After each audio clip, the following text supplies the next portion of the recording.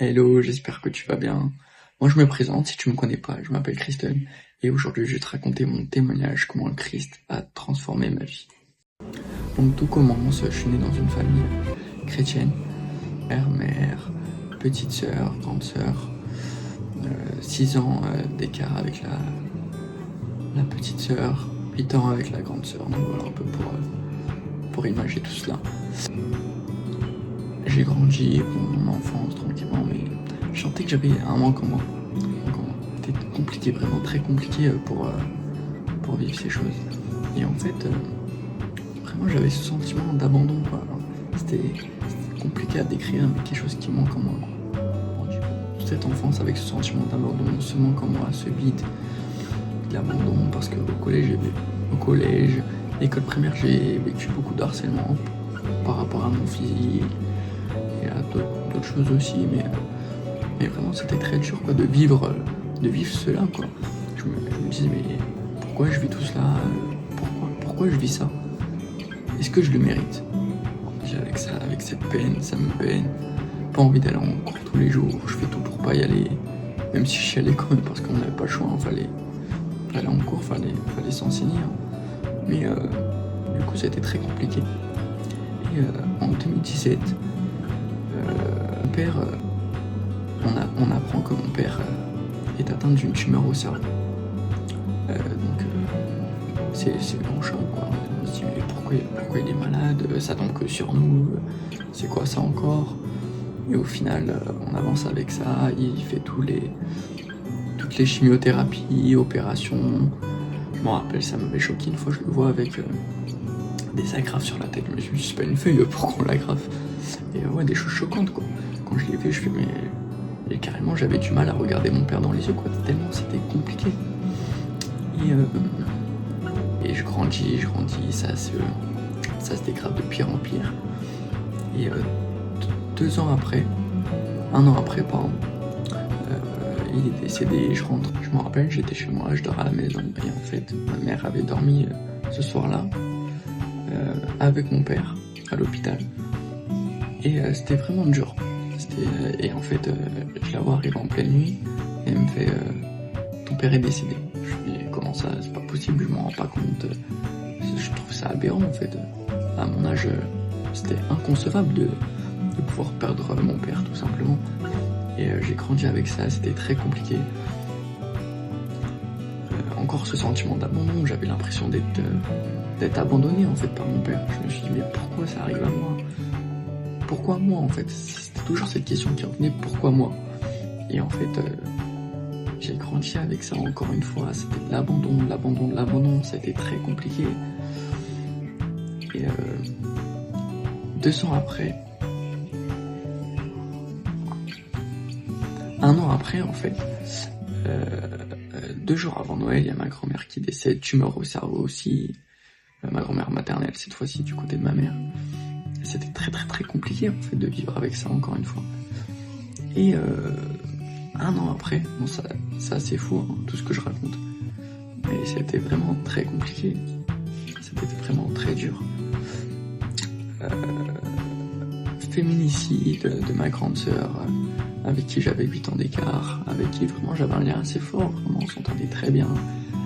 C'était ma grande sœur quoi, c'était l'aînée, l'aîné c'est toujours symbolique quoi, c'est le plus grand, la plus grande. Quand on est l'aîné aussi, il y a un poids, on se dit faut que je prenne soin de mes frères et sœurs aussi. Et en fait, elle se fait assassiner par son ex-copain à l'époque, en 2019.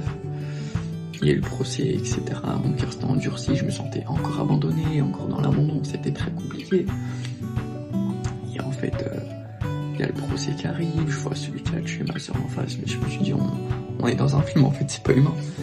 Et j'avance avec ça. En fait, ce manque en moi que j'avais depuis mon enfance, j'essaie de le combler par les choses de ce monde, par des addictions, par la pornographie, par la masturbation, par la cigarette. En fait, j'avais besoin de combler ce manque, de me réconforter dans quelque chose. Et certes, ce n'est pas les bonnes choses. Et j'allais quand même à l'église, je continuais à l'église avec ma mère, on y allait. Et je me rappelle, il y a un événement chrétien, c'était tous les chrétiens évangéliques d'Île-de-France. Et il y a un appel.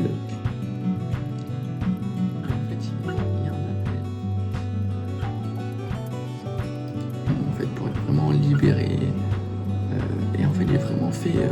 Je me rappelle, je vais sur le devant de l'estrade et je demande à qu'on prie pour moi, tout simplement, pour toutes les choses auxquelles j'étais lié. En fait, j'avais vraiment besoin d'une libération. Et aussi d'une guérison des choses que j'avais vécues en fait auparavant. Et on prie pour moi et je m'effondre par terre, je pleure, je me repens. J'ai vraiment senti la présence de Dieu tangible. En fait, c'était incroyable. C'était vraiment le moment où je me suis converti au Christ, où Christ est venu à moi et m'a visité tout simplement. Et du jour au lendemain, j'ai plus envie de faire toutes ces choses. C'était vraiment merveilleux en fait comme expérience.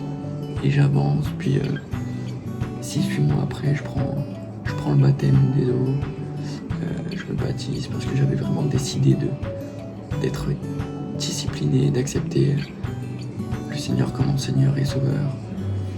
Et voilà, en fait, c'est comme ça que ça s'est fait ma conversion, tout simplement. Et j'avance, j'essaie vraiment d'être discipliné, de dire sa parole tous les jours. Après, ce serait mentir qu'il n'y a pas de bas, mais il y avait des hauts et des bas, j'étais souvent attaqué. C'était assez compliqué dès ma conversion. Et pour conclure ce témoignage, voilà, c'est cette chose dont je voulais vous faire part. Je vous conclue. Psaume de David. L'Éternel est mon berger, je ne manquerai de rien. Grâce à lui, je me repose dans des prairies verdoyantes, et c'est lui qui me conduit au bord des eaux paisibles. Il me rend des forces neuves, et pour l'honneur de son nom, il me mène pas à pas sur le droit chemin. Si je devais traverser la vallée où règnent les ténèbres de la mort, je ne craindrais aucun mal, car tu es auprès de moi. Ta houlette me conduit, ton bâton me protège. Pour moi, tu dresses devant moi une table aux yeux de mes ennemis. Tu oins et tu parfumes ma tête. Tu fais déborder ma coupe. Oui, toute ma vie, ta bonté et ton amour m'accompagneront, et je pourrai retourner au temple de l'Éternel tant que je vivrai. Et aussi, il y a un autre verset vraiment qui m'a beaucoup aidé juste après ma conversion, c'est dans Psaume 34, verset 6. Quand un malheureux crie, l'Éternel entend et il le sauve de toutes ses détresses. Donc voilà ce que je voulais vous faire part dans cette vidéo. En tout cas, j'espère que ça vous a plu. Si vous voulez me soutenir, n'hésitez pas au petit like, au petit commentaire. Ça fait toujours plaisir, ça motive pour faire du contenu davantage. Et si tu as des idées, si tu as des choses que j'aimerais élaborer suite à mon témoignage, s'il y a des choses qui t'ont tilté, tu me les mets en commentaire et je ferai des vidéos dessus. Donc n'hésite surtout pas et à bientôt pour de nouvelles vidéos.